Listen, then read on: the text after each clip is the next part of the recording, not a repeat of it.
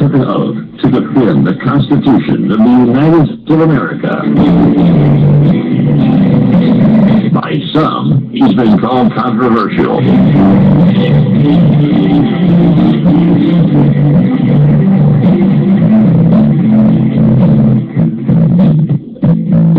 How can I convince you when your ears refuse to hear? You turn your heart away from me each time when I draw near. Your eyes refuse to meet with mine, they glance away in fear.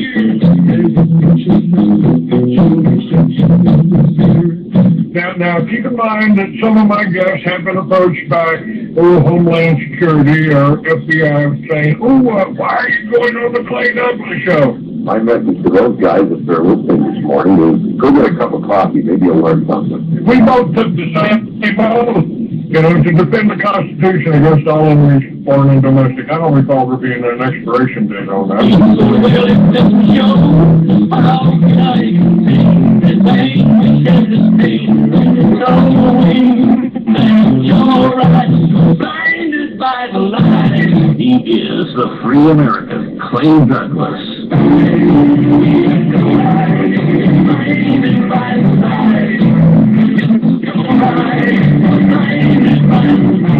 Catch the Free American weekdays at 7 a.m. Pacific, 10 a.m. Eastern.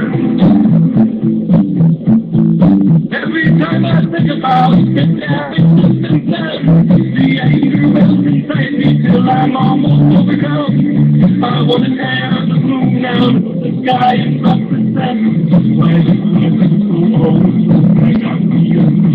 For the podcast and more details, visit www.freeamerican.com or catch the podcast by phone by calling 832-999-8631.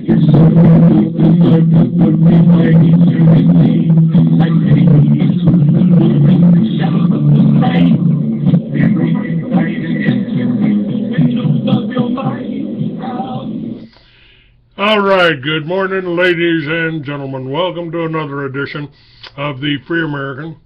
I'm your host. I am Clay Douglas. And my guest today is William Blair with Infraspect. And I know for you people that have been listening to the show, you know that William and Infraspect and some of the other guest auditors that we have on from Infraspect are concerned with the indigenous people of America. You may call them Indians. I don't. And I got to tell you, William, I really feel that I am an indigenous American here. I was born in Texas and traveled to 49 other states. And I feel like I'm indigenous here. My family was born here. My mother was born here. My grandparents were born here. Some of them immigrated, but I guess the point I'm making here is the information that you're putting out and that you've gathered, tremendous information, is it really affects everybody here, whether they're American or if they're in a foreign country being oppressed, whether it's Syria or France. I mean, we just had 100-some-odd people killed in France. Well, not much different here when we had over 100 bikers, motorcycle riders, again, indigenous Americans, most of them. They were put in jail, arrested, and many of them shot and wounded here. So to me, this what we're talking about, what we're discussing, affects everyone that wants to be free, that wants to have a sense of independence, a sense of control of their own lives, as opposed to being controlled by the banksters, the gangsters, the politicians. How about that, sir? Well, good morning, and I hope that your listeners and callers take this particular edition of your show very seriously, because we're going to talk about language, symbols, and speech encoding, and more comprehensive methods of doing anything but telling the truth. And Infraspect obviously deals with a approach of all things constitute the truth, and the truth constitutes all things. The sum of all things is the truth. The Infraspect audit system goes into communications. It goes into speech encoding. And today we have to proceed very particular, very slowly, and very carefully. And I'm going to give some demonstrations to start with, and I'm going to keep it simple. So when we deal with the idea of indigenous or original beings, obviously we start getting into artificial identities, legislative personalities. Infraspect does not deal with the personal attributes other than to recognize them. In other words, a person's personality, flesh and blood, real man, woman, their expression of their life prayer and so forth is their internal and very well expressed individual superlative degree of human identity. Now, when you become part of a corporate nation state, the first thing that happens is you become unnaturalized. And people in their converse, in their conversations, in their dialogue, as we reinvent these terms to address exchanges, symbolic exchanges. You'll notice from the 1800s to now that people were very proper, had much more diplomacy and a way of speaking to each other. And the first thing they did is they allowed each other to become entitled to speak to each other. In the global movement of manipulating people, that's all gone away. And I'll get into this as we go on believability ratings and so forth. All right, let me interrupt you for just a second here, William. I've got a 775 area code up here that signals they want to be able to come on and talk with us. Is this one of your auditors? It looks familiar. Probably so. All right. I'm bringing up 775 to join us. Hello, who do we have here? Is this 775 area code? Good morning, Clay. This is Art George. Okay, Art. I thought that was you, sir. All right. William's talking right now. Go ahead, William. Let's get your point across here. Now that Art's joined us, Art and I obviously have had to go a long ways in language, but I'd like him to once again start with a prayer. Go right ahead, Art. Oh, okay. Big guy, Baba Amma. Tatikitiki da leo gasu gak among now. Baba Amma. Gasu gak among now. Hanalauti. Well, Malti. Potwallow. Ida Nawa. Uti wet my mile. Tatish. Die Mullersche, die Suyasche. Ida. Matlow. Prima. Go ahead, William. Okay. Thank you, Art. I appreciate it. As I said, we're going to proceed very particularly and very cautiously and slowly. As people become unnaturalized, they're given identities, artificial identities. And that is one construct. That is predictive programming. You are a citizen, you are a resident, you are this. But as Art speaks in a language, he's speaking in a language that you can tell there's reverence in his voice. And it does not say we're all sharing, we're all on the same page, we're all going to have a discussion. It is a preface, it is a preamble that guards respects and regards a different way of speaking and interchanging ideas. Now, I'm going to hit the pavement running pretty hard here right off the bat. Some people say, keep it so an 8th grader can understand this. Okay, let's do that. Now let's look at keep it so an 8th grader can understand it. Well, the first thing we'll do is we'll call that a minor child, an inept person, incompetent, legally incompetent person, a person of unsound mind with no enableness to address things as an adult. In this country, the linguistic intelligence managers like the idea of keeping it simple. And the reason is you can get nowhere. And I just explained it. An 8th grader can't do anything. So why would we converse and exchange ideas on an inept, incompetent, indolent, and method of communication that means nothing to a discerning, experienced person that would have more relevance to actuality?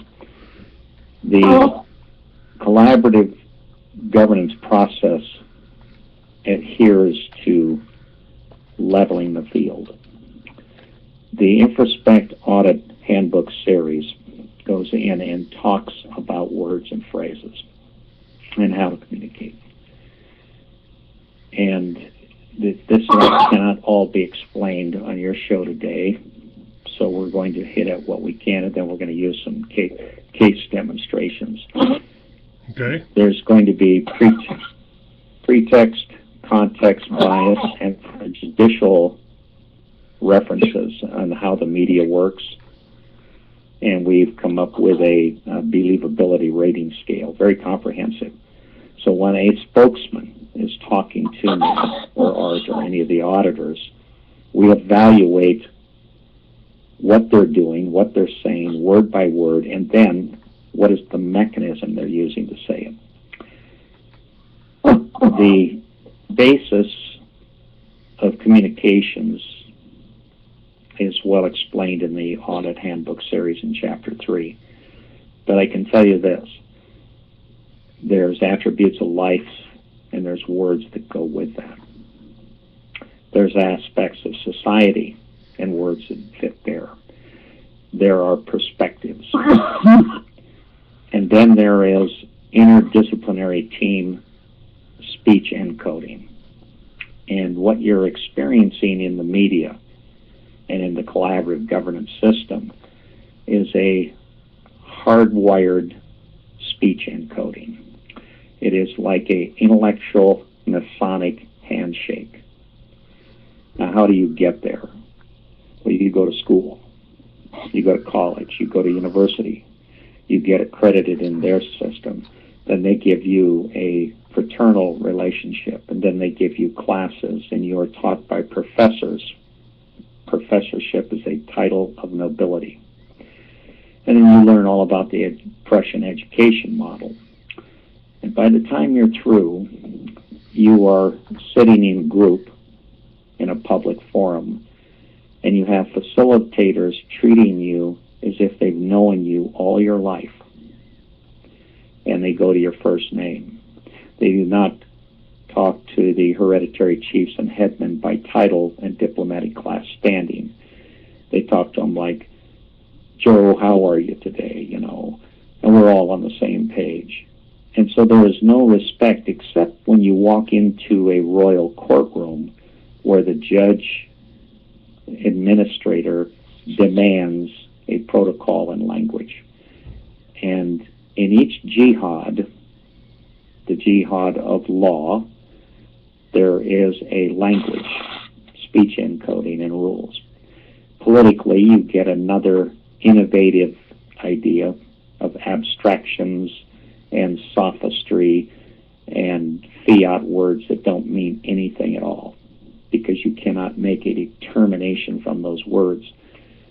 And this bleeds over into, obviously, science, where the scientists have an expert judgment participatory model, which is just as hardwired as any religious jihad. Like evolution, for instance? Now, you can go into that, but when you break it down and get into it, are they even meaning evolution? So as we go, I'm going to give you a couple words. I'm going to ask you if you ever heard these words before. Have you ever heard the word heterophobic? Answer no. Have you ever heard the word political pedophilia? The answer is no. Now, in the process of speech encoding, predictive programming, basically, you have a systematic method, and we've covered it well in the intrusions profiling handbook. Now, in it is a method of characterizing people, disenfranchising them, and criminalizing them. Now, in front of me is about 64 phrases that are aimed at disenfranchising, giving a false character to people. And it doesn't matter. You can go to the word environmentalist. What is an environmentalist? That's number one on the demonizing process. Then you go into extremists and insurgency and misguided, and all of these words which people can study in our documents. And these words are used to invoke the dialectic, the problem, reaction, solution. Now, beyond that, you get into these derivative things that came out of the Tavistock kind of people, this B.F. Skinner people, and it was basically a lot of brainwashing stuff. I'll give you an example: assault on identity, guilt, self-betrayal, compulsions to confess, the channeling of guilt, reduction, logical dishonoring, progress and harmony, new ideology can be introduced after you put the person through these brain-banging operations. Now, in indigenous country, even the basis of the treaties was pretty clear that the learned lawyers would not get the final say on interpreting the treaty as to what it actually means, and we've discussed this over and over again. But the barrier, the blocker, has been the bar lawyers, the judges. And the reason is not just because they consider people monsters. Their clients are people of unsound mind. That's why you have an attorney represent you. And in most cases, people are busy with their lives trying to think like and communicate like eighth graders. So we can all understand. We can all be together. We can have a dialogue, a discussion. And that's very dangerous. And it's very useful when you build abstraction, then you build confusion, and then you send in your experts, and we call that the Rothschild model. Now, as we go today, I want to try to keep everyone pretty well focused on the language, because it's important, it's paramount. The details of how and what happened in history and so forth are written by so many people. Some of the prominent people that have understood language as symbol, Tessarian, Coleman, and various others, and they're very smart about how people manipulate the ideas and the reactions of other people. In the believability rating, we take all of this into account. Everything, brainwashing, every aspect we can look at. And in the 3-page rating, it's published at infraspect.org, and it's very important that people try to get out of their box, that they they try to become intelligible instead of intelligent. Now, if I want to wreck you, all I have to do is ask you for your opinion. Your opinion doesn't mean anything. Courtrooms, when judges are trying to escape a definitive finding and immunize themselves politically, they will give their opinion. What is an opinion? Is there somebody out there that can tell me the hard rock, hardwired, real meaning of opinion? No. It's meant to be vague, arbitrary, and capricious, so you can overturn it at your convenience. The themes, the methodologies, the media structuring, editing, the mind control, the brainwashing, public perception management, concept and speech encoding, we understand it. We comprehend it. The conversational hypnosis, most prevalent, as you pointed out today on your introduction, is the conversational hypnosis is the war on terror. The speech encoding, getting the new enemy, the new target is ISIS. Followed by, we bombed another wedding party and there was unavoidable casualties. Well, that's just a lie. That's perjury, depending on where you state it. It is deception. And it basically furthers collapsing wrongdoing to the authority of a higher cause. That's a doctrine. In this situation right now, all of the encoding, the hardwired encoding, is aimed at predictability through behavior conformity.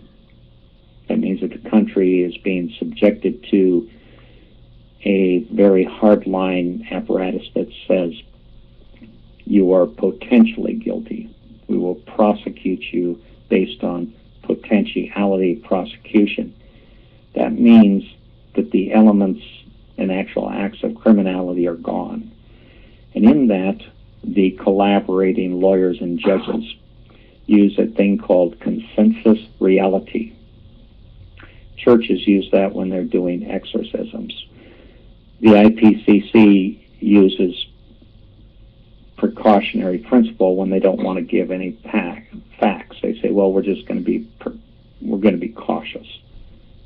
And that goes to a doctrine known as all acts are prohibited unless otherwise authorized, and that is the basis of a lot of the temporary restraining orders that are invoked in this country. Nevertheless, the communications is ordered, and in these days, in these times, to get the desired outcome, the media is hardwired into a set of terms, and I have those terms in front of me. How do they do it? What terms do they use to keep the fight at a level where they want it? In other words, they construct the problem as an agent, and then they manage the solution at the same time. Art, you want to pick this up? What's really interesting about the mask of deceit, I guess we'll call it, is it's like when Columbus got here to this country. The Indian people always speak from the heart. They always speak face to face with the enemy. Speak face to face to any of the confrontation that's in front of us. And in Columbus's terms, the people that came here in the beginning, they were given shelter and they were taken care of. And when they got well, they brought more people here. And when they had enough people, then they told the Indian people they had to leave. And in that context, we look at the way that are done today in this modern era, is the judges and lawyers are just like Columbus today. They're telling us one thing, but yet their whole agenda is to control all of the commerce or assets of this country, of the world, matter of fact. And so the people of this country now, they actually can feel what the Indian people had felt when Columbus got here. That you're being lied to, you're being manipulated, you're being controlled. And to this day, our problem is we have some very intelligent people, very competent people. Everybody seems to be afraid to speak up and say what's really in front of us, what we're really dealing with. And I always look at it like this: when people that we've interviewed over the years, we look at them and we ask them questions, they're willing to talk to us and tell us these things. And so we put those as part of our analysis, our documentation of fact. But then when we come time to dealing with the subject, everybody's afraid to deal with it in a legitimate manner. And that's because we're dealing with the masses who don't want to go back and look at where the problem came from. And those jihads of this day, today, are those that are trying to deceive us, or that are deceiving us. Because the education system that we got is all a mechanism of control. And what William's saying about these words, it's so interesting to hear the way that words are being used on us when it's so predictive programming, like William had said. They have people thinking this stuff up to deceive us through media, through TV shows, through the constant manipulation of radio telling us how things are and what things are. And especially I hear how they blame ISIS or this terrorist group that's causing all these problems in the world, and they're trying to make problems so that this country can step in and create a solution. But we look at it even more deeper than that, is we see a situation here in front of us that it's going to take people with courage to actually stand up and stand together and learn these phrases and learn these words, and to be able to understand or comprehend what it is we're dealing with and how our solution is to educate each other. Because I look at it this way, Clay. One question I ask anybody out there: why do we see all this terrorism going on through these different elements of descriptive jihads that this country shows us in the media? In the Indian nations of this country, we've been here, we've been dealing with this over 600 years now. And then I wonder to myself, how come nobody has ever seen or heard of Native American terrorists? Why haven't we heard of them bombing people or shooting people and stuff like that, you know? But we weren't deceitful. We work with the heart. We'll deal with these things up front. And what has happened to the Native American of this country is we've lost our courage because of the deceitfulness and the anger and the hatefulness that people has received over the years. Black people here, all of the men were wiped out in the 1860s. So all we were left with was old women, old men, and children.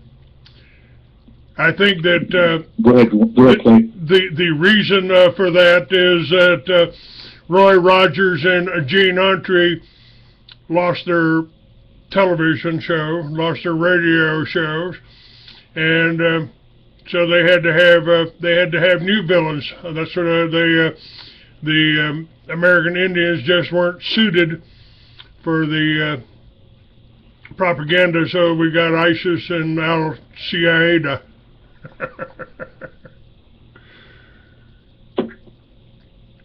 A bit facetious, but I mean, these it was the cowboy movies that made us think we were fighting the Indians and we were the good guys, and we weren't.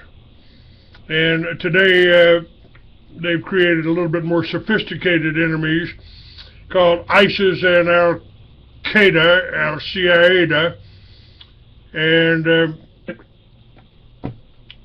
they're pretty nameless and vague enough so that we can have, just be afraid, just like they tried to make us afraid of the Russians. The Russians are coming, that we got to have an enemy, and those enemies are created by our own governments, especially our international UN-style governments. My opinion here. William? Yeah, obviously you are witnessing a full circle in what is a terrorist, terrorism, so forth. The dictionary of the Bible is pretty clear on where terrorism came from. It was certainly, you could run from the Black Pope to the state itself, and the state was force of law, while the duty of the church was basically to keep the flock in order. The deception, basically, as Art has brought up, is acute. It's way beyond dangerous. And in dealing with the sophistry, which means basically you throw a lot of facts in, and then you start with a count 1, 2, 3, 6, or A, B, C, F. In other words, you skip facts to cherry pick what you need to get what you want. We see this a lot in planned participation in these phony Supreme Court decisions. Now, the conversation that we documented would be a list of words, basically, and then what it actually means. And then there's a spin to it. So pick a word, and I will tell you what it actually means. A basic word. Militia. How about that? Militia and malicious. Yes. So when you look at these words, militia, what is a militia? The militia is, in terms of a military application, has moved into the capstone doctrine. In other words, capstone doctrine is literally has dogma in it, religious dogma, as well as doctrine. And the militia was all the people in a given sovereign, call to arms, so forth. But that isn't happening anymore. You're getting a very select selection of people in different levels, such as a UN-funded level operation, the National Peace Services Act. Well, it's not Peace Services Act, it's a military. It's where you use guns and weapons of mass destruction, but we blame that on somebody else. The reason people do suicide bombings is that they don't have an asymmetrical force. There is no equity, there is no militia, there is no army. This is all just a construct to develop a state of mind target. The state of mind. How many ISIS soldiers are there? How many confirmed kills have there been? Kills, not murders, not mortalities, not fatalities, kills. So the speech encoding in the meeting that gets a soft words of reason. We've eliminated 200,000 ISIS. And so this is to keep the person from going towards like atrocity and Holocaust and genocide. Now, in the words that you're going to see, I'll give you an example, and we'll get it back into this moment in this country. You have a word like diversity. Actually, that means regulated personality, a legislated personality. And you will respect it. You're not going to regard the differences. We're going to get rid of those differences. We're going to have supervised rights. Civil society actually means ordered values. Equal rights, certainly, if you want to start a fight, try the equal rights doctrine. Consensus actually means fixed option and an outcome, an agenda, as Art mentioned. And it goes to what they call appropriateness, appropriate alternatives.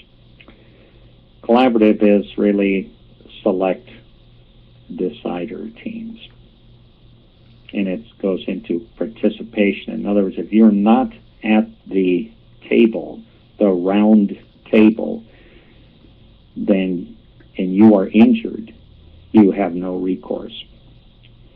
And this is what's going on with the very collusive and conclusive presumptions by lawyers and judges as they rule on, say, on the cop killings. Now, they weren't killings, they were assault and battery. They were murder. They were degrees of murder. But it's changed over. We will start by softening it up. Well, you know, he had to defend himself. The guy was potentially carrying a nuclear weapon in his change purse. And on and on. So it goes back to potentiality prosecution.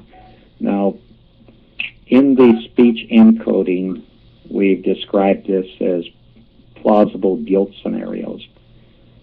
You turn difference, you migrate and mutate difference, mere difference, predicated on independence of a person or a sovereign, and you migrate that all the way over to oppositional defiance disorder, such as what the UN World Health Organization has done as they prosecute people. And the prosecution is no longer just simply a punitive thing. It's become a treatment, including drug treatment, electronic attacks. And what's happening is you're seeing it migrate into resocialization. As you follow this slippery slope, you'll see that there is a game on. And that game goes all the way, you know, as I've mentioned this before on your show, the DNA gene matrix. What's going on in eugenics? What's going on in depopulation or selective depopulation? What's going on inside and the overstay philosophy of weaponized immigration? And we'll get at that in the days to come. The experiences that Art and I have had in various dominion are pretty devastating to a consciousable person. But yet we have to become very clear and concise on what we see. If we see it and we make that direct observation, we're prepared to prove it. I would encourage people to actually go on infraspect.org, look at the believability rating, get beyond the rhetoric, get beyond the accusation, get to what actually is going on in criteria, what's going on with the media. And we're always going to end up with the media hiding behind the corporate media, hides behind freedom of speech, expression. Corporation doesn't have a soul.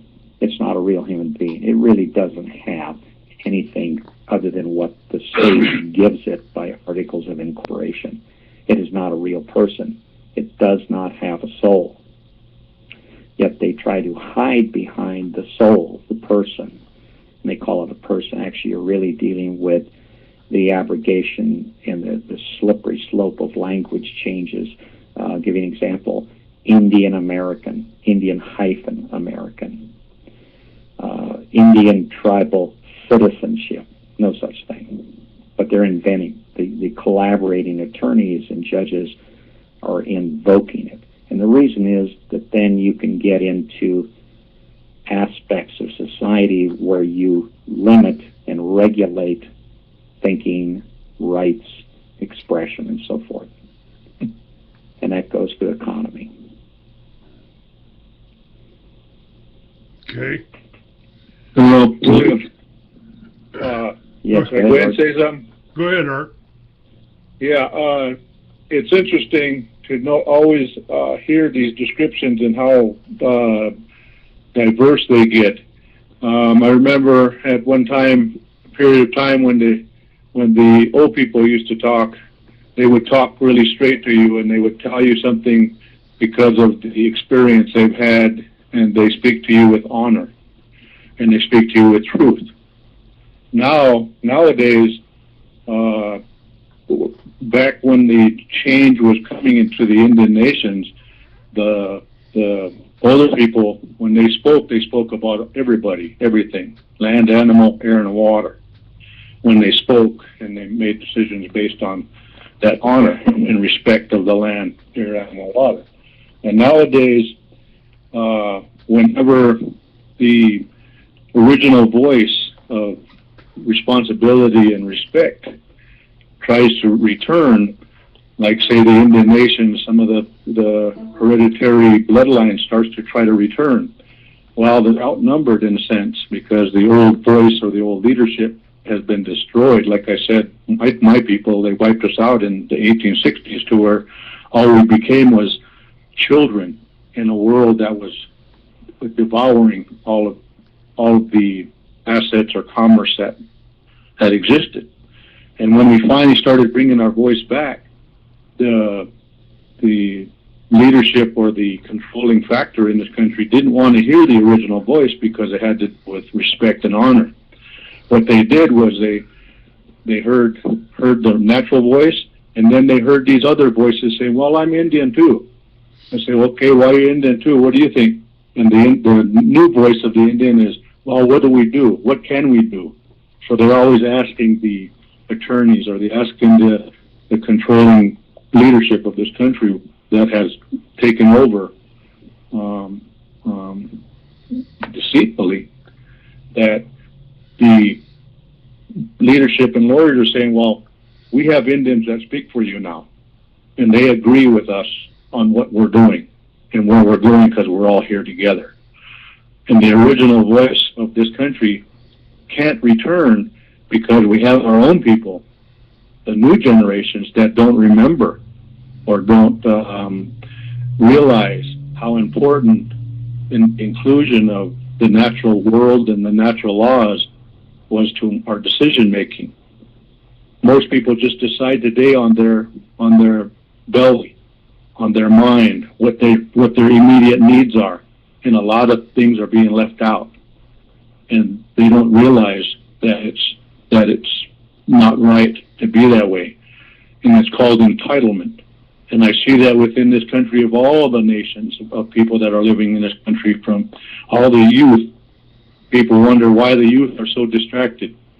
Well, they feel like they're entitled to all of these things, but they don't have to look at the wrongdoing that was done to a nation of people that existed here before, because they didn't have nothing to do with it. But yet they're still claiming all of the commerce and the assets of this country, in which a lot of people have so much money now. They can't spend it. They can't ever spend it. But yet they continue to tell people, you have to educate yourself. You have to work hard in order to have all these things, have all this money. But yet they're not looking at those that have plundered and have stolen and have lied and received all these things through wrongdoing. And so there's a underlining mechanism here, and that is these words that are being used on us that we don't really understand, that they're actually controlling us. Not just controlling the original people, but they're controlling all of us now. Like through the United Nations document that makes us all spiritual property. We thought the Indian problem was a serious one. Well, when they're trying to control the whole world and control all the people, that's really serious. Well, they are trying to control the whole world. They don't call it the New World Order for nothing. And the only thing it's ordered at this moment in history is ordered chaos. And I'll give you an example. There's three doctrines that come up here. One is positivism that Art is talking about. You disregard its dark side. That's a belief system, belief in management. belief in sustainable management. In other words, management should outlast the resources, including the human resource, the goyim, the citizen, the inhabitant, the enrolled member. The dogma and doctrine is laced together in the Indian courtrooms based on what we've seen in the Dakotas, Montana, Nevada, California, Washington, Oregon. The collaborating attorneys make sure through the bar, B-A-R, bar, British Administrative Registry, and their loyalty to the bar, which means that loyalty takes precedent over the truth. It becomes policy, judicial policy. Policy is a racket game.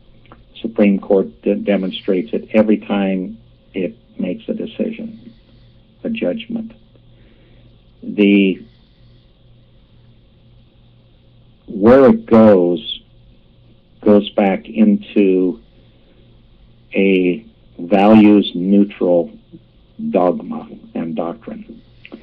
The colleges teach values-neutral, global role model citizenship. That means you have diversity. You can't do anything anywhere. And they came to some finite doctrines which we have as exhibits and observations. And it was market-driven standards. In this, you sell the quality of life as a product. The agency corporate partnership is alleged without the disclosure of what that partnership is. A good example at the global scale is ELAW, Environmental Law Worldwide, Alliance Worldwide. And they're setting up innovative international law. It has two aspects in that jihad. One is it is values neutral. The other part, based on our observation and documentation of the compact, global compact system, is market-driven standards. That means that everything you do is a product, including humans. And even the birth certificates are traded on the global stock market system because human resources are tangible assets. They can make some money off of them. Now, this is true in Indian country when they do open enrollment. They're opening the enrollment to draw in human resource assets, which they make claims against. They ask for grants. And this will apply to the conversion, the fraudulent conversion of the sovereign people to citizens of the state, as is demonstrated in the language in the so-called and alleged Black Hills Settlement, wherein people were tricked. They were tricked into things like, we're going to call you poor victims, victimhood. We're going to call you Indians, and we're going to make you feel lesser than us. And the way through this is we're going to make you citizens of the state of South Dakota. And you're going to have a voting precinct in Wombly. We're going to build you one. But you're going to sign away something. A precinct is the lowest political status you can get in America. And this system is being carefully manipulated into the sovereign original people's domain. Who were creditors? Creditors. They were owners. They were asset owners, both real and personal. So they're being recreated under the failed reservation state system, the predatory economy, as debtors. Banking is big business, and it is wide open in Indian country. It makes the Deadwood, South Dakota term in the 1800s look like amateurs. And this has been checked by such thing as payday loan and usury systems that are being invoked, injected into Indian dominion. The way to do that, you have to reduce the sovereign to being a mere citizen. And that's been going on through the reinventing Native Nation stuff. People are starved for empowerment.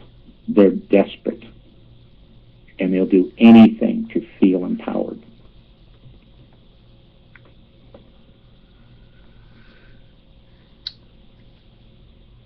How do we counter this, or how do we use it for to our advantage? You know, I've made the statement that I might be in favor of the UN if it was set up differently, if it was set up to empower the people. First is to detect what Art said it, and we say it again and again and again. Get off the 8th grade speech encoding, detect the source, the real sources of the problem, measure them accurately, define it, and then reverse the adjudication and the prosecution of the people who the full circle leads back to. I'll give an example. This is a very important example in Indian country. Felix Cohan's Federal Indian Handbook, Law Handbook, was considered the Bible for decades and decades and decades. There's one version two versions that I've read. Very big book, nice and thick, thicker than our identity theft document. And in it, the learned lawyers professed and did everything they could under a European style of jurisprudence, never realizing, Felix Cohan never realized, per se, that one day, 100 and some years in the future, so many decades in the future, that everything in that book can and will be used against doctors of jurisprudence, lawyers, judges, and administrative officers of the corporate master corporation. So what's happened is it's now reversed. The cover on the Indigenous Identity Theft Report has several symbols. They're linguistic symbols. There's a barcode. There's a baptismal certificate. There's a driver's license. All these things are on the cover. There is a star for the police authority, which is Freemasonry. Well, guess what? That can and will be used in a real court of justice. Not a commercial court, but in a real court of justice and judgment. And that brings us back to the truth circles and the tribunals who have been reduced by the Bar Association lawyers and judges as mere advocates. They are considered less in the courtroom, and the bar lawyers are giving prestige and superiority. In other words, you don't get to go in as an advocate and face the judge and tell the truth under fear of sanction. And in the Nevada situation, 2 Mormon judges just came in and ruled against a particular person and they went after him vindictively. They barred him as an advocate from practicing in the tribal court, which was grounded on tradition and culture and custom. But they're 2 Mormons. They should have recused themselves instantly, but they didn't. So they went after him vindictively. And he tried to act as a prudent advocate in that courtroom for the client, and they got rid of him. That is systematic. That is systematic, intentional, extrinsic fraud. And that means that you skew the participation. You purge the evidence to fit your own cherry-picking idea of what a justice and judgment is. Sooner or later, all of what the collaborators have done is going to come back to haunt them. And it is making a full circle.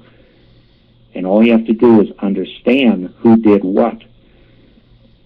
In this country, the average so-called American has a very short memory. They think of the savagery of the 1800s as then and now all equal rights, and gee, we're respecting feminine and gay rights and everybody's happy, and we're going to go on to a global thing where that's all okay. Wrong. Delusional, deranged. You have a modern era savagery that is played out every day in the media, predictive programming, such as Art has brought up with ISIS and the terrorism and all this. And Columbus has a new face. It's the same corporate face.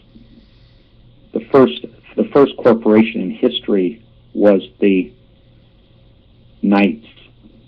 The Knights, enabled by whom? The Templars. And it was called the Crusades. That was the first international corporation in modern contemporary history. So we have now as modernized savagery. What is modernized savagery? Well, it's forcing Indian people to do that which is unlawful, such as recognize and attribute and condone sodomy as a crime against nature. And it's well spelled out. It is judicially defined. So you go in and you force immorality on them, lack of values, give them values neutral, and tell them it's going to be diversity and you're going to tolerate everybody on the planet, whether they're satanic or Christian. In science, and it's important to comprehend this, the first principle of sustainability is science is not democratic. The collaborative model based in coming out of the bar and the aristocratic agreements between the barristers and the lawyers is very clear. And that is, you're going to have two levels of society. You have the ruling class and the sumptuary class. The sumptuary class is where you get to function in a predatory economy. You have an equal right to go get your payday loan at a high rate. You have an equal right to lose your Indian property to county tax deed claims. How does that happen on a federal reservation? Why does the narrative in the papers, such as the Rapid City Journal and others, say the reservation is within the county? How about this? Wrong. That's a lie. That's public perjury. The federal reservation is not inside the county. Now let's test that. Let's go over to the Air Force Base and the underground facilities in Rapid City and tell them that they're inside the county. Let's see how far you get. Let's see what happens in a FISA court by the time you're through there. So the words in the predictive programming are hardwired into the citizenry. And we have to break that lie, that deception. So we have to start with one word at a time.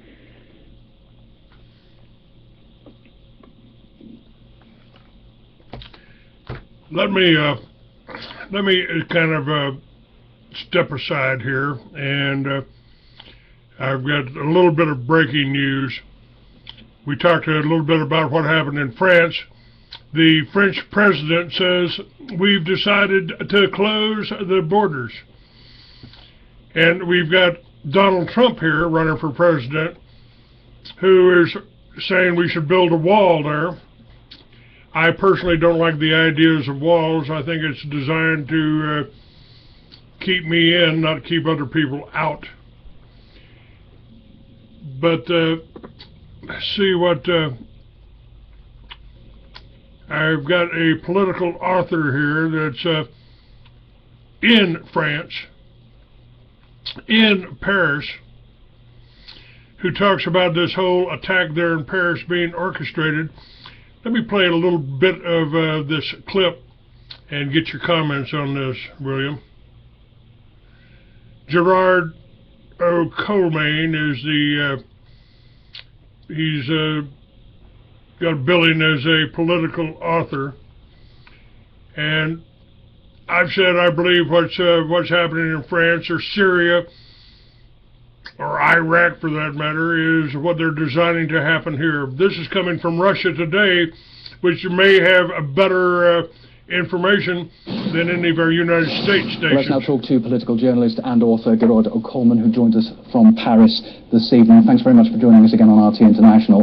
You're in the French capital. What's the mood and atmosphere in the city right now? We're being told that there's a state of war and a state of emergency. We've had this before. We had this in January, and for several weeks we had non-stop sirens and non-stop chatter on the radio about the threat from radical Islam and terrorist groups and so on. And so we're having a kind of a replay of that, but it has been, I think, accentuated, and we're going to have an intensification of the media campaign, which is essentially a propaganda campaign to make people in France fear Muslims. We need to be clear about the origin of the war on terror. The war on terror is, I quote, orchestrated from abroad. These are the words François Hollande used to describe this terrorist attack. Well, the attacks that have been continuing to destroy Syria, to massacre its population, have also been orchestrated from abroad. They were orchestrated by NATO, and they've been carrying these attacks out against the civilian population of Syria for 4 years now. And this is a terrorist campaign that is also orchestrated from abroad. And people in Europe need to understand that there is a war that is becoming global, that is being waged against civilian populations in particular. It is a form of neo-imperialism and neo-colonialism which aims to divide and conquer European and Middle Eastern and African and the world's population, for that matter, and to make them submit to a global order that does not serve the interests of most of the people on this planet, but that does serve the interests of a very few ruling elite, a very small, tiny, and particularly tyrannical ruling elite. There is no war on terror. There is a war that is being waged using proxy groups, terrorist proxy groups, and they are being used against nation states who are resisting US and Israeli hegemony, and they are also being used as a means of disciplining the workforces in Europe. In a period of mass unemployment and austerity, you now have terrorist attacks being committed by terrorists funded, armed and trained by Western intelligence agencies. There is no such thing as ISIS. ISIS is a creation of the United States. We know that from official sources of the US military themselves. Declassified documents from the Defense Intelligence Agency have confirmed that. And the French government is now attempting to drum up support for more military intervention in Syria. And what they want to do is they want to get in on the game. The game is almost lost. The Russians have routed much of the Islamic State. You now have Islamic State militants coming into Europe disguised as refugees. That will destabilize Central Europe, and the French government wants to get in on the game in Syria and prop up those so-called moderate rebels. There are no moderate rebels, of course, in Syria. There are Al-Qaeda and ISIS militants, terrorists who have been beheading people, eviscerating people, absolutely creating chaos and genocide right across the region, and this does not serve the Syrian people or anyone other than the Western corporate elites and their geopolitical interests. What do you expect France to do now in the light not only of Friday's terrorism, but 10 months on from Charlie Hebdo? It's not going to ease up on what it's doing, is it? No. Much depends on how the French public will react. If they will, we are being bombarded now with a media propaganda campaign. It's just non-stop talk where we're told not to go out in the street. We're supposed to be fearful and keep quiet and so on. I think there is going to be a campaign against dissidents in France. They're very worried about the new media that has emerged in recent years, and they are very worried about the alternative media So I think there you will see, we saw this actually after the attacks in January, you will see a conflation of terrorism and dissidence. So one of the tools which the mass media uses to discredit any kind of rational questioning of the established order, and particularly the war on terrorism, is to deride those who would question the war on terrorism as conspiracy theorists. And I think you're going to see a crackdown on so-called conspiracy theorists and websites that actually publish rational and honest analysis of what is happening. So you're going to see more of that type of intellectual terrorism, which is already at boiling point in France. I mean, it's got to the point now where you have professors in universities who are being intimidated. You have school teachers who are basically being fired for even suggesting that there may be a link between French imperialism and terrorism. There was one case recently, for example, of a school teacher who almost lost his job when he suggested there might be a link between French foreign policy and terrorism. So we are going through a period of deep intellectual terrorism. And of course, these random terrorist acts, which are a form of low-intensity civil war. I think that the current crisis, the refugee crisis, which is really a form of coercive engineered migration, because it could have easily have been prevented, this form of coercive engineered migration is going to make this a lot worse, and it is going to create the conditions of civil war. It is a natural consequence, of course, of globalization, of financial capitalism. This is essentially what it leads to. I mean, it leads to a breakdown of society. And the only way in which they can kind of keep everybody down is by a policy of divide and conquer. So you're going to see a situation where you've got very much a Wahhabized working class in France. They're being Wahhabized by the allies of the French political elite, the Saudis and the Qataris. They're building Wahhabite mosques all over the place, and that is going to Wahhabize the youth, and they're going to be then used as pawns, if you like, in much bigger geopolitical wars, proxy wars against Russia, proxy wars against Iran in the Middle East, and so on. And that is going to create massive social unrest. It's going to divide working people against each other, and the only people who are going to actually benefit from this are the war contractors, the military-industrial media intelligence complex. So in whatever way you look at this, I don't know who exactly committed this attack and this atrocity, but the real people who are responsible, whether directly or indirectly or consciously or unconsciously, is the French government, because they have been complicit in terrorism in the Middle East and all over Africa. And that needs to be understood, and if we don't understand that, this is going to continue and it's going to deteriorate. We will find ourselves in a situation under military law, martial law, if this continues. So it really needs to be analysed and understood. Can I pick you up on the issue of migrants and refugees? Because one of the terrorists appears to have been a French citizen, another a recent migrant to the country. What do you think this will do to France's policies towards the migrant crisis?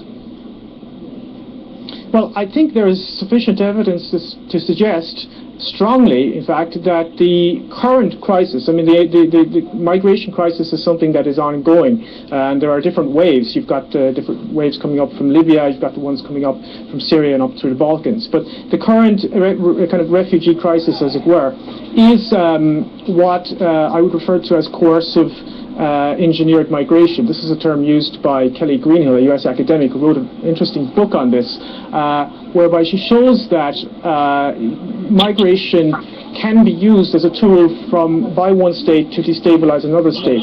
In this case, it's definitely being used by the United States and Turkey to destabilize the Balkans, Mitteleuropa, which would be Hungary, and of course Germany. And the geostrategic reasons of this are basically go back to classical geopolitics, which is Halford Mackinder's theory of dividing the world island. That is to say, you divide the Eurasian Peninsula from the Baltic Sea to the Black Sea.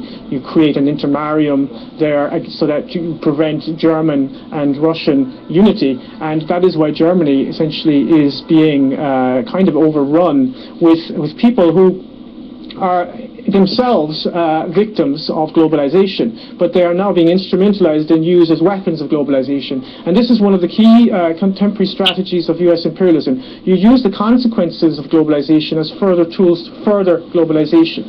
And I think there is no policy in Europe to to control immigration or anything like that. I think that the key question here is not actually controlling immigration. The key question is stopping this geopolitical destabilization of Europe.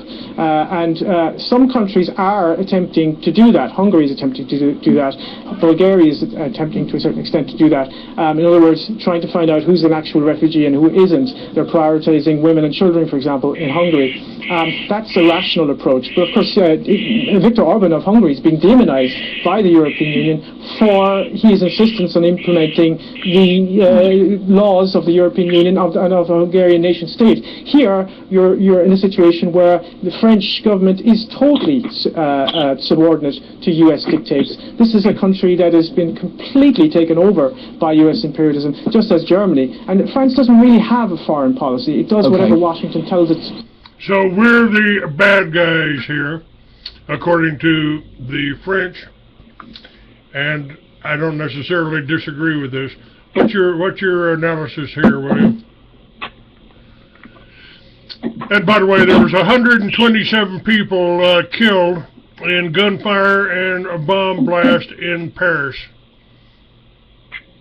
I believe that was on Monday. Yeah.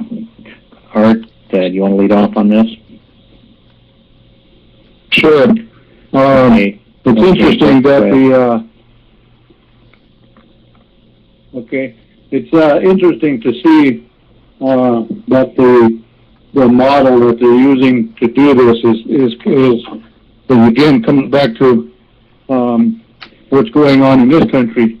They're trying to control the mechanism they're using in order to say, well, there's terrorism going on, we need to have more control of everything. And it's becoming more widespread across the world. But you know, it always comes back to me in the eyes of what this country always portrays is trying to make things better for other countries and trying to help those that are being trying to improve their lives.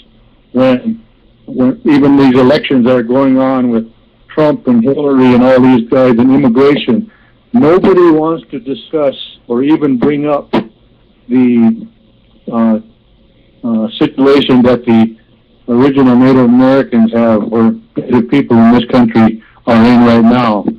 They continue to talk emotional sovereignty to us Native American people, the original people, but at the same time, the actual pretense behind what is going on is they've got control over the original people in this country, and they've taken and stolen all of the assets and commerce to where now they're going to other worlds and saying, we're going to help you with this democracy that we have, which the founding fathers, people believe, the immigrants that come to this country that believe the founding fathers had a vision of. But the founding fathers didn't have the vision. They stole that democracy from the original people here, the Six Nations, the Iroquois. And so when I hear this kind of stuff going on, again, it comes to the mask that this underlining motive comes into play. Is this New World Order, as you have called it, Clay? You know, I see, you know, the question that I have for Hillary and Clinton, Trump and all them is, what about the situation with the Indian nations right now in this country? And nobody wants to discuss that, and no one has ever brought that up. So they're turning around, making all these decisions based on that we're all on board with them. Yeah. Good morning, gentlemen. I'd like to make one comment on what you just said. Go ahead. This is good morning, guys. 309. I've been listening and working, but this is Renee. Who do we have here? Renee Smokey, Renee. Hello, Renee. Welcome.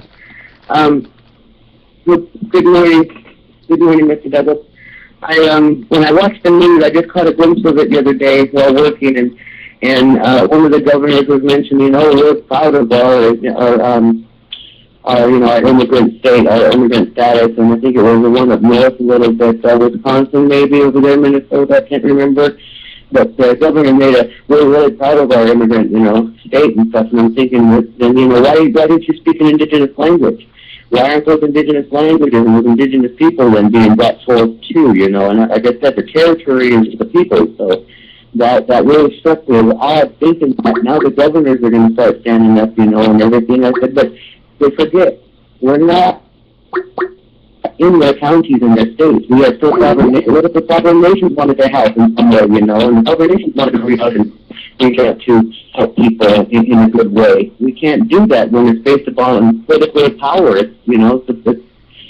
It's ploys.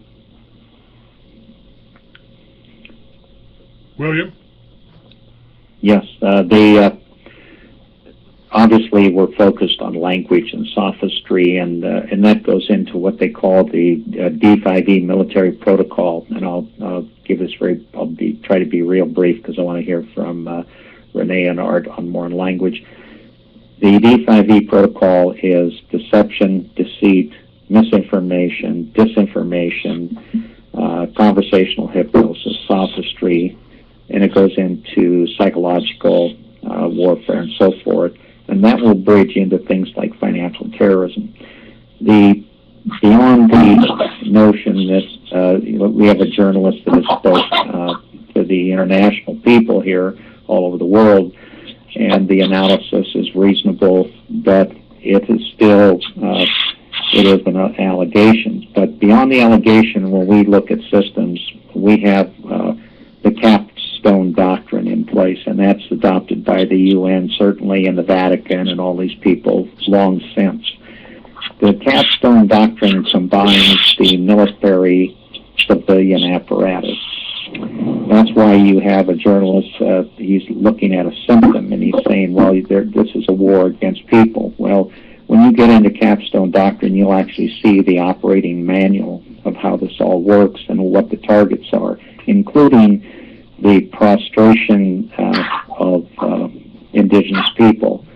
Now, within the language framework and the sophistry and the encoding, you have basically a court system that applies a radical and extreme measure of sophistry, judicial sophistry, meaning you acquire a target, you invent a target, as the journalist has brought up. Now, there's no such thing as a war on an individual, and the judiciary is keeping very silent on this, but we would never dare adjudicate a war against an individual. We would never prosecute a war against an individual. That is legislative, media, social, political pedophilia. I'll call it what it is, political pedophilia. It is perversion, pedophilia, perversion.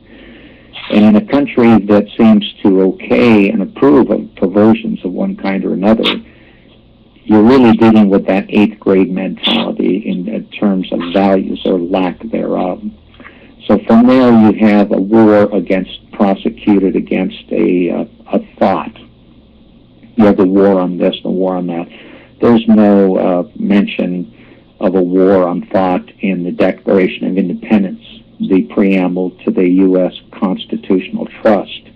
And the U.S. Constitution is to be interpreted in the context of the preamble and the Declaration of Independence. And what is happening and what the journalist has said is, well, get ready, it's all going this way. It's not conspiracy. The intrusions profile technical brief is at 787 pages and over 35,000 exhibits. So we're not going to stand around and have somebody, we're not going to tolerate some sophist come in and say we have a conspiracy theory. We have to go on substantiated, corroborated facts, and that's what we do. Yep. The language, I want to stay focused with Art and Renee on language. And when we talk, Art and I had an experience in Montana in Blackfeet where the Blackfeet Society members spoke for a half hour in Blackfeet language. It's on videotape, and I listened. At the end of that, I told told everyone in the meeting, the community meeting, what he said in English. And then I asked a question, how did I know particularly? And he verified it. He said, no, you were right on. You said exactly what I was saying. And I said, how did I do that?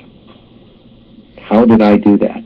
That's what's missing from the global jihad of collaboration.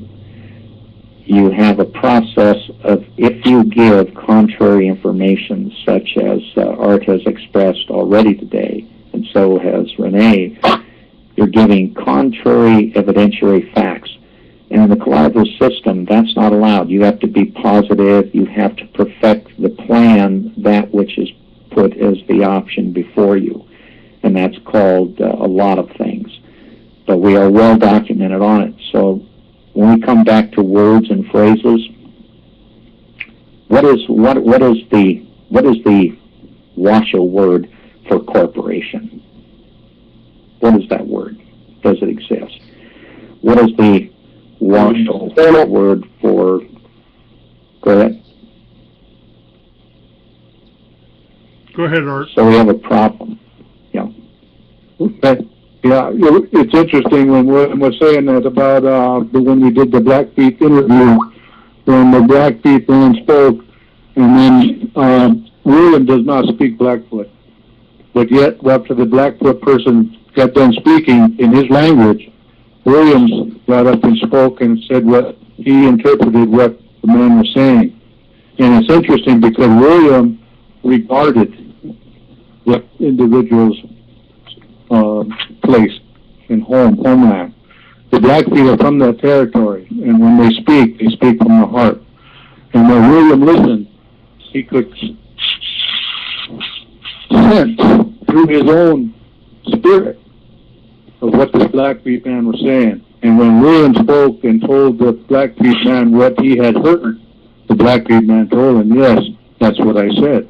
And so how William did this was in regard to the people of that place, and William being a sound human being in his own right, they were able to have the same meaning of which was being presented.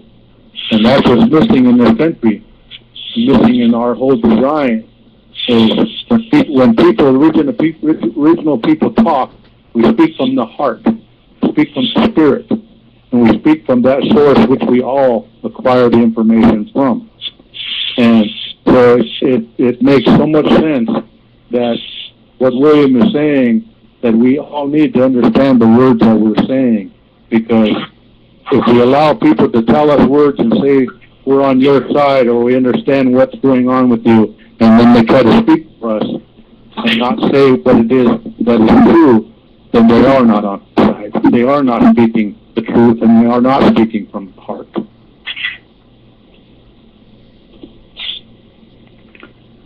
And it is about regard. I just want to give you a note of something that is very interesting to you. I have a house guest. You might have heard him cackling this morning. It's a blue jay with a broken wing. I thought that was Art. I'm sorry. And he is sitting on my hand right now, on my fingers. So here he is. He's sitting on my fingers right now. He's not hiding. He's looking at me, and he's hearing this conversation, certainly. And it's kind of like when you regard Pharaoh. So I'm sure William that he regards you, and that's beautiful. And I'm sure probably maybe a week or so ago you showed everything you had to him in the nighttime, and he feels completely safe coming to you right now. I've had him about 3 days or so, and it's remarkable because I didn't want to cover him up. He had to kind of look at things. He had to be able to see, and I take him, each day I took him out and gave him a walk out in the yard so he could smell the trees and everything. So this little bird has a lot of trust for me as this alien human being. He's looking at me that way. So we're communicating even though our languages are certainly different. I think that's a wonderful, Art. I think animals can sense who we are and what we are, and the fact that he is comfortable around you and sharing a domicile with you, I think that's just wonderful, and it speaks very highly of you. Well, it doesn't mean I'm going to get a rattlesnake for a friend, though. I have my limits. Yeah, well, they make wonderful belts and nice hat bands. You know. Art, or Renee, please. I want to talk more about what happens. Renee has obviously had an extensive background in court advocacy and being in a courtroom. I needed her to address this matter of court advocates being made lesser by the bar attorneys in tribal courtrooms. Well, one good speech encoding saying that came to Indian country everywhere a while back was full faith and credit. Full faith and credit. Well, it's amazing. Back in '93, '94, when I was working in the court system with our National American Indian Court Judges Association, the top judge's name was Albert Corchese. He also was one of my appellate court justices here in the West Coast, the Northwest Intertribal Court appellate court system also. And the one thing I learned about speech encoding when this full faith and credit came about is I was wondering, are attorneys going to come in with sensitivity? Are they going to come in with values and morals such as of women in the homes, women in violence, women and children in violence in Indian country? Are they going to be able to articulate, and come in and advocate in the same sense as our one lay advocates, tribal court advocates, families, men of the families, head women, head men, clans? It didn't happen, and to this day I still don't see that happening.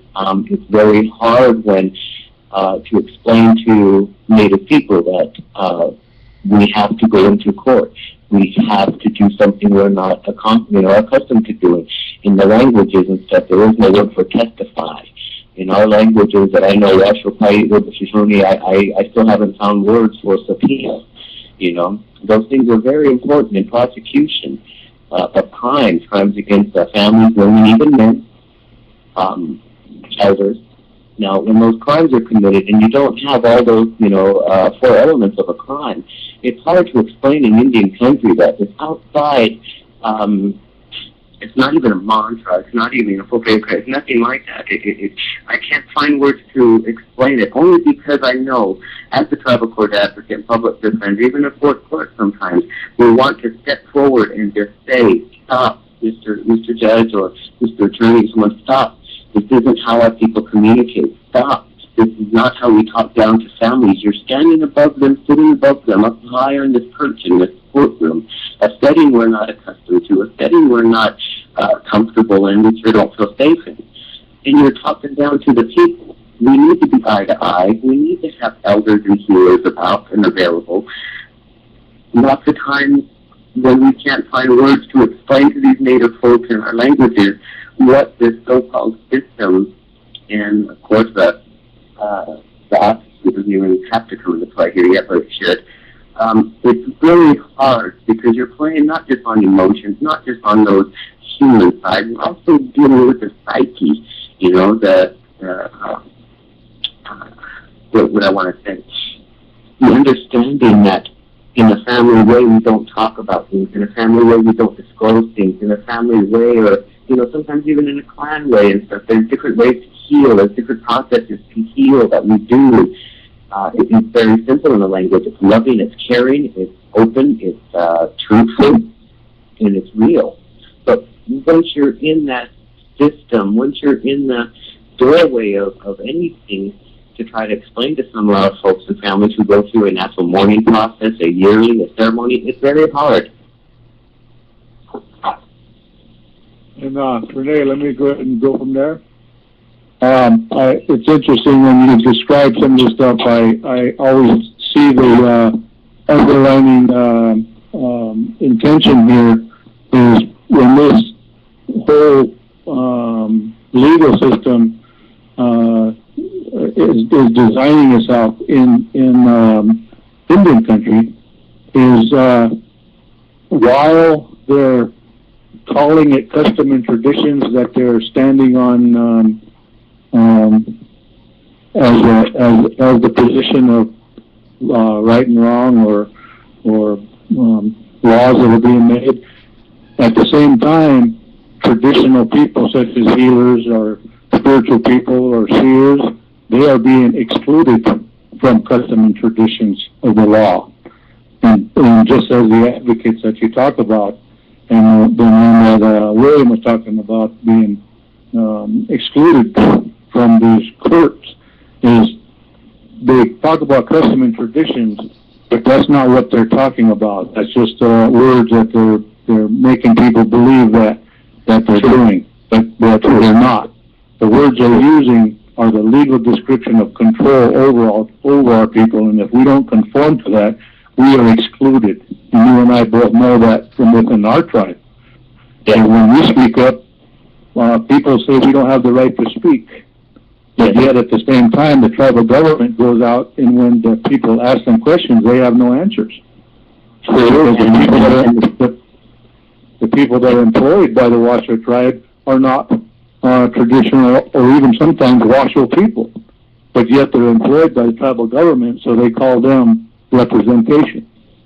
That's true, and a funny word, that representation now within the court system, but representation can mean a lot of different things out there, especially in the legal system. But when it comes down to even our so-called constitution and bylaws of the Washoe Tribe of Nevada, California, it says in there that, and the Law and Order Code, by the way, that under criminal procedures, you can take the chairman to go in and speak on your behalf. You can take a tribal member, you can take an elder or the doctors, you can take anybody in here to speak on your behalf, with you, for you, to help you. And then once you get into that courtroom, you have a white attorney mostly who's one is that's Judge Koppelmeister. He goes, what are you doing in my courtroom? You need to leave, you're not, you're this, you're that. And like, first and foremost, this is the court of the Washoe people.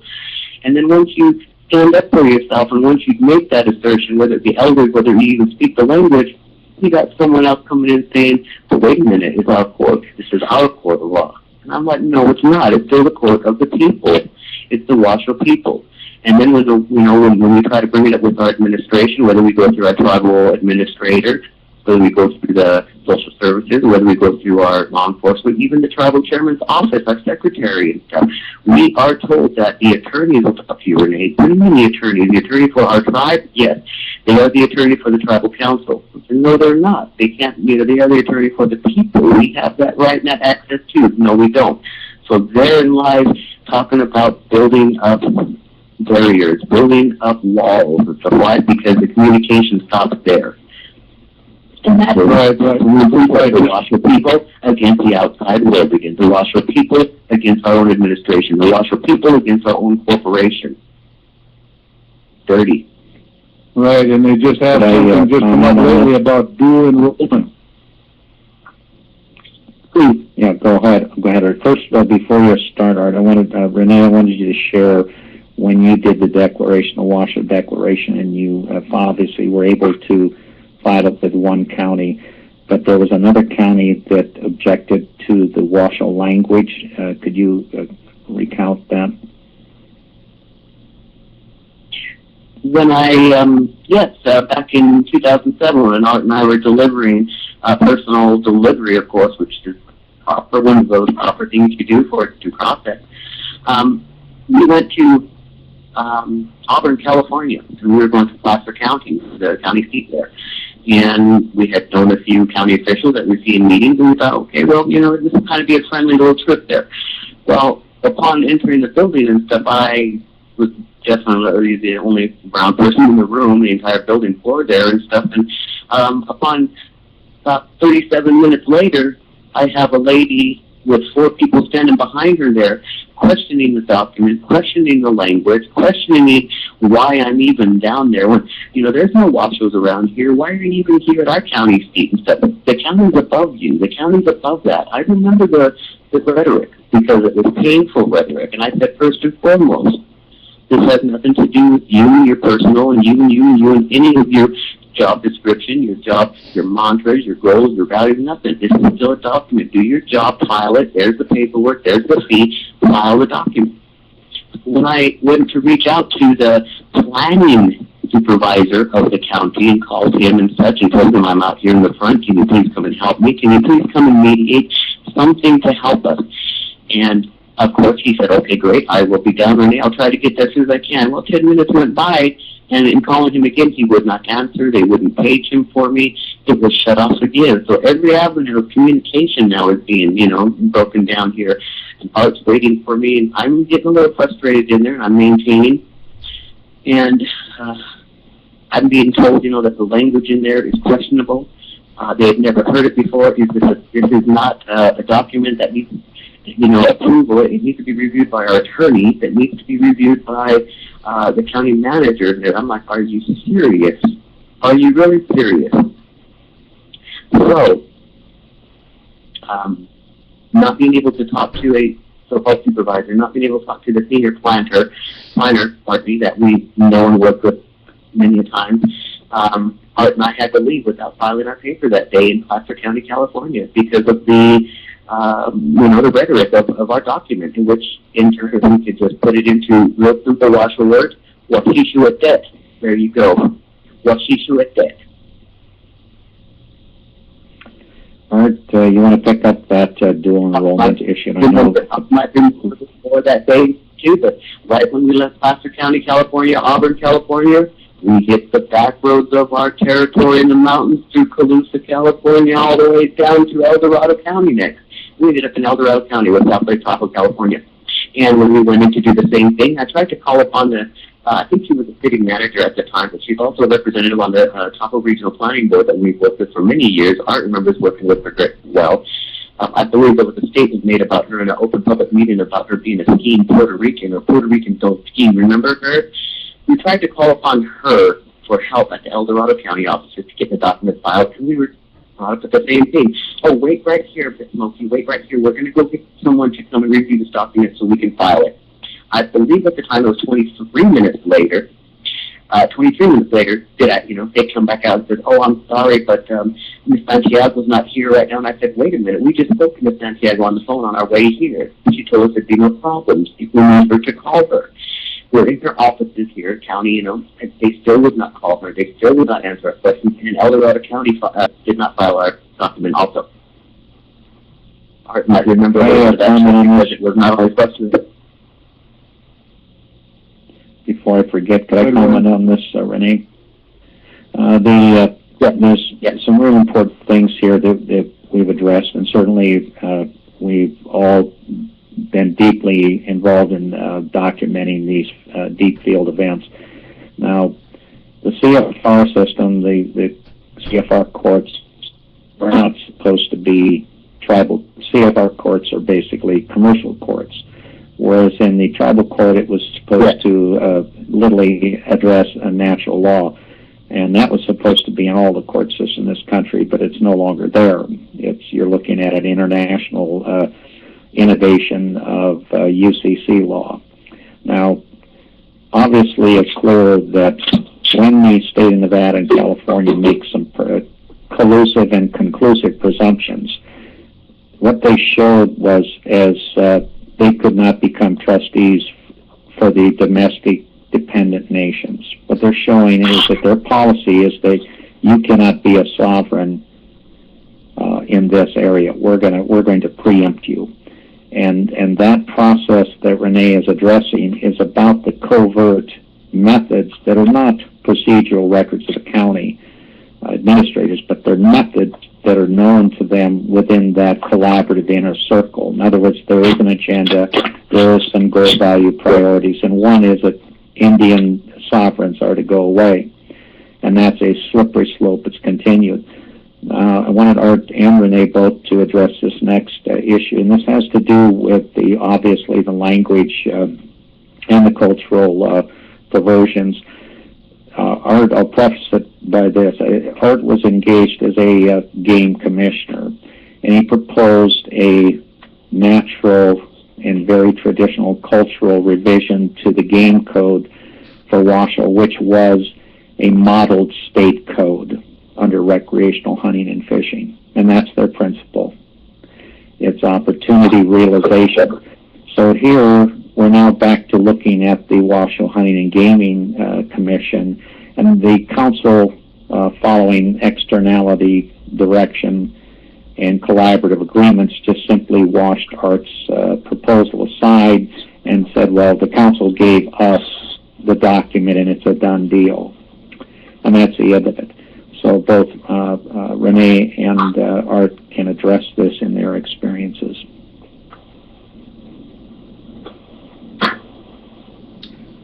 Renee? Okay.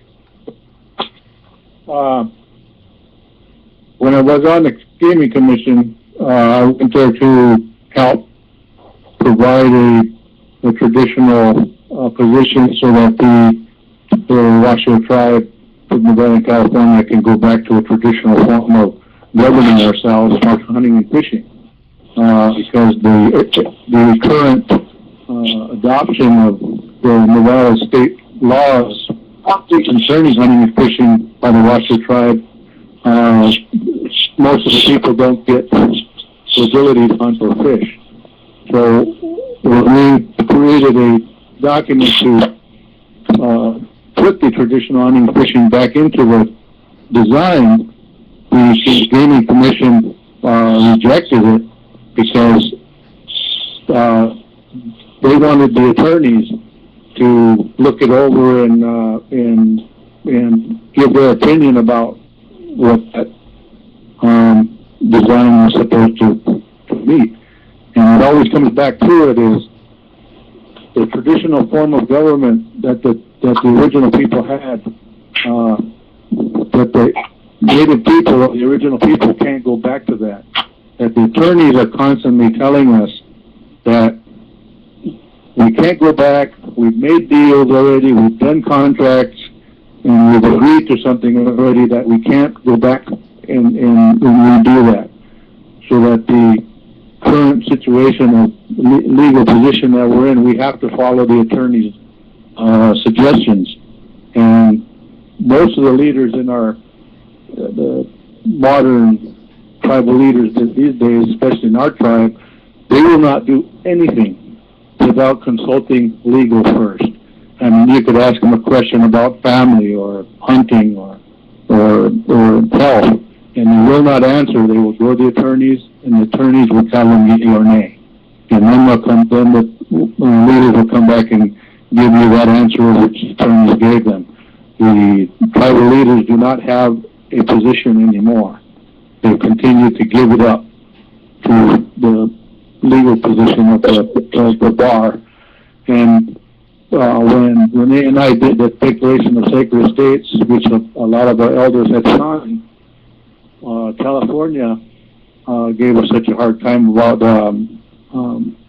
filing a document. But when we went to Douglas County Recorder's Office in Nevada, the director of that Recorder's Office looked at that document, and she says to us, this document is a legal binding document. She says, I'm going to file this for you, and she even thanked us for bringing it in.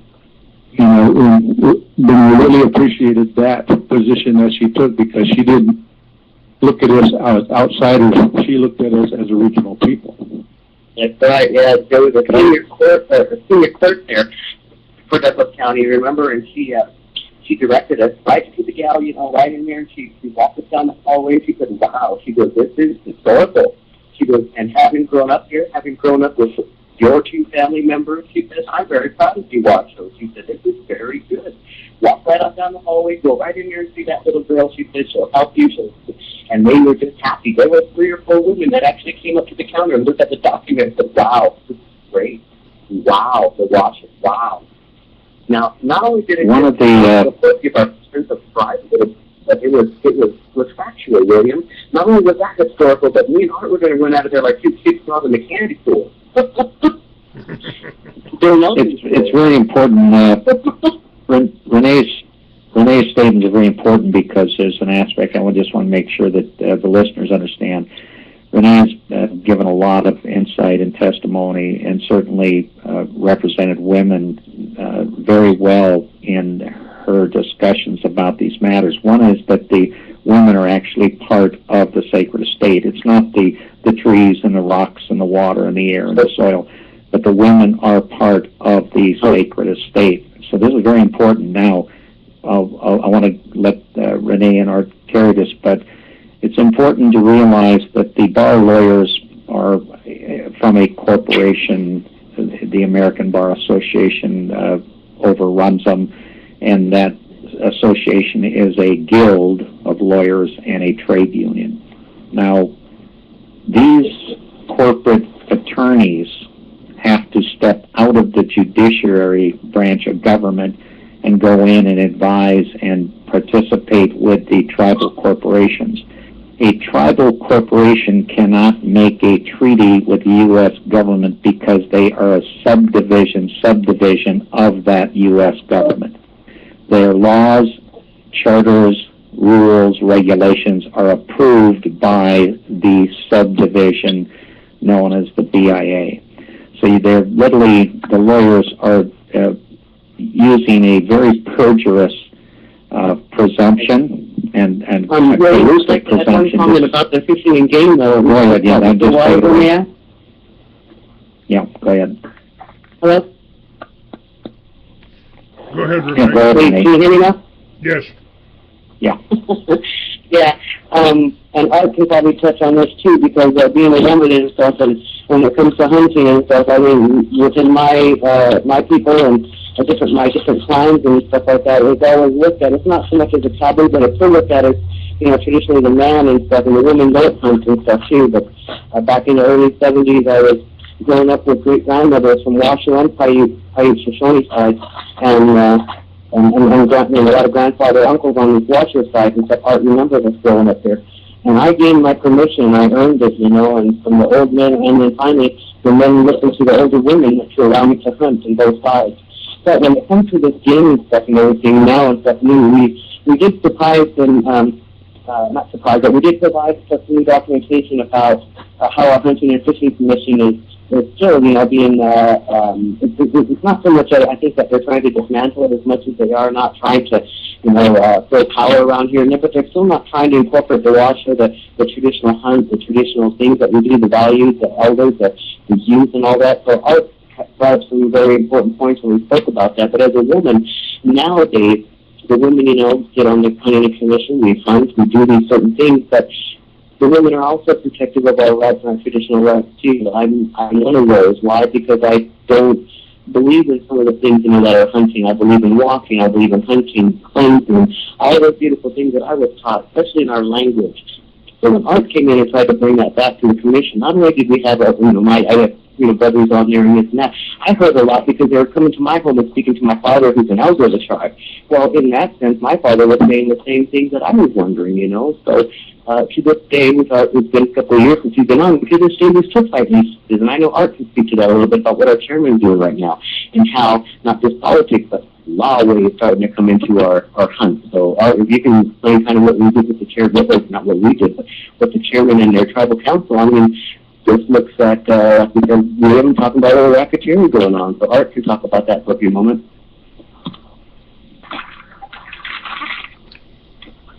Art? This is about the chairman's deer tax.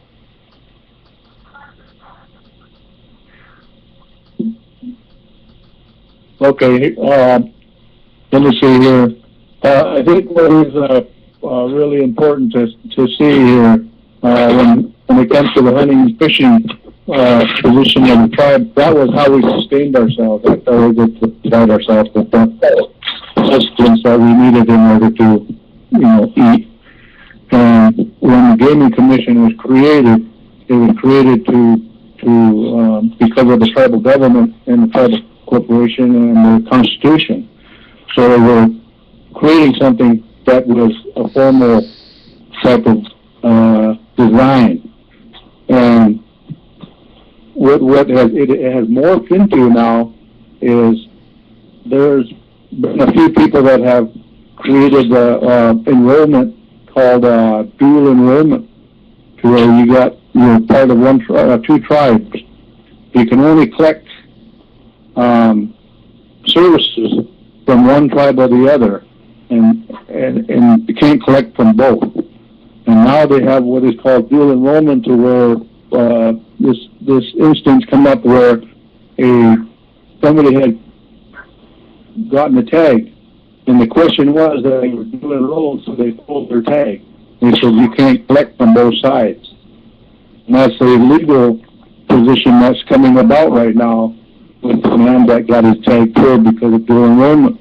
And I talked to the man, and it's interesting because the only reason that he's questioning this is because all he wants to do is get a tag from Washoe. He's Paiute, and he wants to get a tag from Washoe so he can teach his boys to hunt, to go out and hunt traditionally. And the laws which are affecting us, they really don't.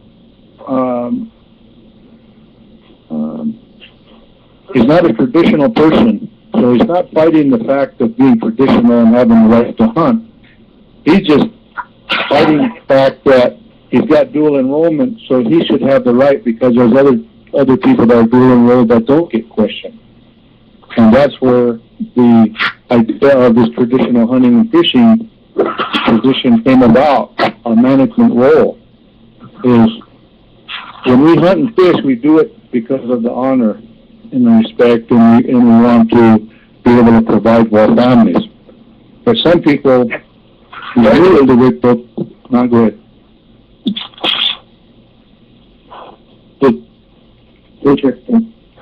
Will someone say something? We've got 9 minutes. We've got 9 minutes left. Go ahead. Okay, William, why don't you go ahead and explain this a little bit better for me? Okay. I think it's very well. The things that we're going to look at in the framework of this is the pretense and the pretense of that the conservation is an issue here. What we've documented in that Washoe demonstration event is the geopolitical region, which spans way across Indian country into federal lands, state lands, private hunting reserves, all kinds of entities which we've documented. And what's going on here is a franchise system. The tribe has franchised in a non-traditional pattern opportunity realization. Instead of the subsistence ceremonial things that were subject to U.S. versus Washington, the people tried to hang on to their subsistence ceremonial hunting and fishing. But the impetus of the state and of the federal authorities back to the Washington Department of Fisheries demonstration and National Marine Fisheries Service was to get rid of the gear and put in recreational fishing and hunting gear, which is big business. So really what you're seeing is a agency, tribal, state, corporate partnership creating a recreational industry franchise. And by doing and relying on the model conservation code of the state, which is humorously flawed, humorously against things. And the reason is this: all of the tribes are faced with the Endangered Species Act, and in that we see hunting and fishing recreational enterprises targeting these entities, these natural entities, with things such as hunting and fishing derbies. So what you're really looking at is some really covert speech encoding, and we're going to break through that, and we're going to treat that as scientific perjury. And the biologists and administrators that have been doing this are going to have to face up to not only scientific perjury allegations, but they're going to have to face up to Sherman antitrust and RICO racketeering. And what may or may not surface in the Washoe case is racketeering. It doesn't matter. They can use any excuse they want. But there was a tribunal. It was a tribal corporate tribunal where a person, a member of that prestigious organization, solicited the other members to give him special privilege by paying money that was not through their codified standards, even as they adopted them. And that means basically you have a echelon appointment and people that think that they are above the law. and then they apply exceptionalism, and they use a bunch of sophistry about culture and custom. That's perjury. I don't think that the tribal attorneys will ever surface on this without running some gimmick to make it look good.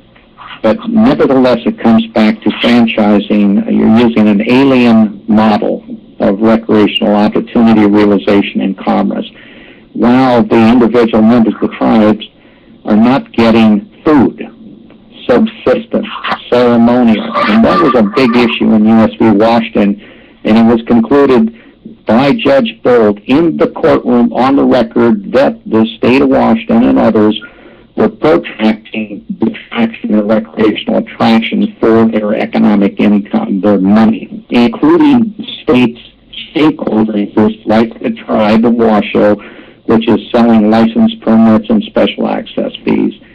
That is going to become an issue, and I hope that this sees the light of day in a Senate hearing, because we're going to have to go back and purge out the conflicts of interest and the pathetically dysfunctional game and fish models that have been injected into Indian country that remain a barrier to the realization by Indigenous people of the very thing that Congress and the rest of them has us respecting and regarding.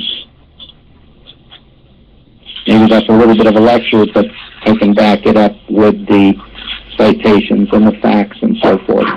And this has gone on in my tenure as an auditor for 43 years, and I'm really not in the mood to listen to scientific perjury anymore. All right, we're almost out of time here, and I hope we're making progress here. Everything I've heard from even overseas is saying that these independent radio shows like the Free American here is making a difference. We're reaching people, we're outdoing and progressing further than the mainstream media, and you'll never hear much about what you're going through as Native Americans on the mainstream news. They just don't touch that. Why not? Even in Indian country, even in the, and I lived in Placerville when I was starting my first magazine, one of my first magazines there. But the mainstream news doesn't want to touch any of this subject material that we're talking about. Is that when you ask that question, right? Go ahead. You know, when that question comes up, it always comes up here. People always say to me all the time, it's a very tough subject. Nobody wants to bring it up because the people that are in this country now, they're afraid of you. They're afraid of the original people, because if this subject came out, they have to give, they don't realize, they don't know what's going to happen, and they might have to give back everything they stole. And so it's interesting to have that question put out, because it's, to me, it's very, very important that people know that we are one of the seat at the table of this country, and we can't be excluded if this country is to come back to a form of government that has morals and principles. And that's what the original people possess. And this country, when it was created with a lot of immoral activity. And I always see on the commercial all the time on TV, it always, through the media, it always says, before you can build a nation, you have to have people willing to fight for it. And the first picture comes up is the cavalry, as well as all the other military, Air Force, Marines, and Army. That comes up afterward, but the first position they take was the cavalry had to fight the Indian people out to kill us in order to build their nation. And they will not go back to figure out, or to include us to figure out where the Indian people are included in this country now. Well, again, I think it's more than just the Indian people. I think that these banksters that started the Federal Reserve, 1913, they owe us a lot of money. They've stolen a lot of money from us. They've stolen money from, you know, white Americans as well as the Indians. I want my money back. I want my money back from the Federal Reserve.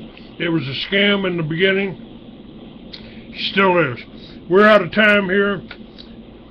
Thank you very much for being on my show, and we'll get you back on real soon. Thank you, Art. Thank you, Thank you very Renee, much. and thank you, Thank you. William. Thank you, Clay. Great, Thank you, guys. great spirit bless you all.